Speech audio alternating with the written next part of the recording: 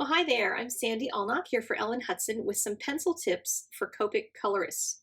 You can use them together. Just use the pencil on top, and I'm going to show you how in a couple different ways using my new set of Spectrum Noir pencils. Make sure you get the regular pencils, not the watercolor pencils. And I'm going to be using this Elizabeth Crafts design stamp with these cute little kitties. It's called Purr. On the front, they show you how to color them with realistic colors. But I'm going to show you how to color them with crazy colors because the set of pencils that I bought has all brights. For my quick masking, I just masked out part of each of the two kitties in the front so I could stamp the kitty in the back, doing all of that in my Misty. And then I chose some colors based on the colors that were in my pencil set. Since I have not gone full set on the Spectrum Noir pencils, there is a whole video on using just the pencils and Gamsol and everything on my blog from earlier this week, because it's been pencil week here at Ellen Hudson, and you can check that out for more information on the pencils that I used and how I used them. But here I'm going to do some basic Copic coloring with basic blending using a couple different colors, a light color first, and then I'm going to put my shadow color in the places where the shadows would be basically at the bottom, and then in any places where things gather, like around the collar. And then blend that with a middle color and just work on blending the darkest part into the middle, and then try to go over the whole thing with the light color again without doing it too much so you don't end up blending all shading out and losing all of your dimension. But then when you're done, you can go in with one of the pencils and just fill in some of those areas that didn't blend really well. This is a great intermediate step for folks who are trying to get into Copic markers, but they haven't really gotten the hang of it yet. And they rock with their color pencils, but it's just hard to make that transition to Copics. So look how nice you can make that blending by just adding a little tiny bit of pencil on top. You can also do textures and that sort of thing, but pencils are a really nice intermediate step to help you get your blending right.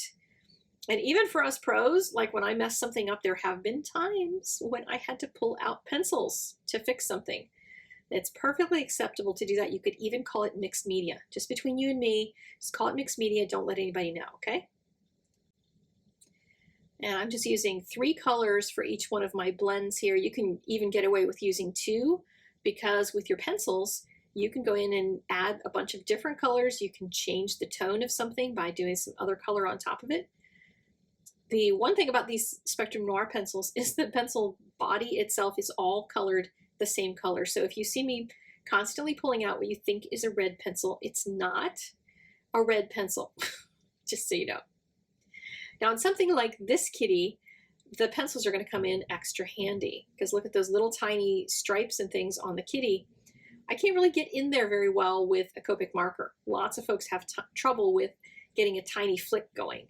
Well, once I finish doing all of my basic blending and get the yellow pencil in there to help me get that transition to white looking good, I can go in with a nice sharp pencil and do the detail work. And even if there were not these details in the stamp, you can add that right on top of your Copic marker. Now be careful not to do your Copic marker on top of the waxy pencils. That's often going to potentially mess up your nibs, and you don't want to do that. You want to just leave your pencil as the last step every time you do your coloring with the 2 of them together. This third kitty, I decided I wanted to make him kind of some really dark purple on the spots, and I'm going to use a couple different Copic colors to do that. The BV colors, the blue violets in the Copic range, they can kind of jump back and forth between a bluish color and a more purplish reddish color. So as I was doing this, I was kind of playing around with which ones were going to work on top of each other, and then which pencils, because you can either use a blue pencil or a purple pencil, or if you've pushed it even more to the red, you could use a red pencil. A lot of different options you have when you're adding that to your Copic marker. So here I'm trying to use my light blue violet to get some really soft blending going on the bottom of the kitty so he can be nice and white. Get that all softened.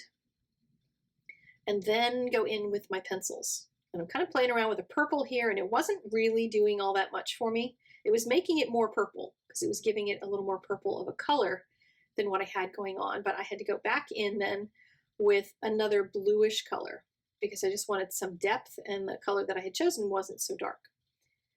So that is one of the great things you can do, is just push a color from one direction to another quite easily, especially if you don't have a marker that's the right shade. You can match colors sometimes better with your colored pencils than you can with your Copics.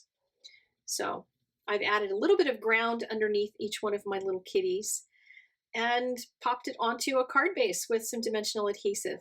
Really simple card design, but very sweet, and my kitty loving friends are going to enjoy getting cards with these cute Elizabeth Craft design stamps.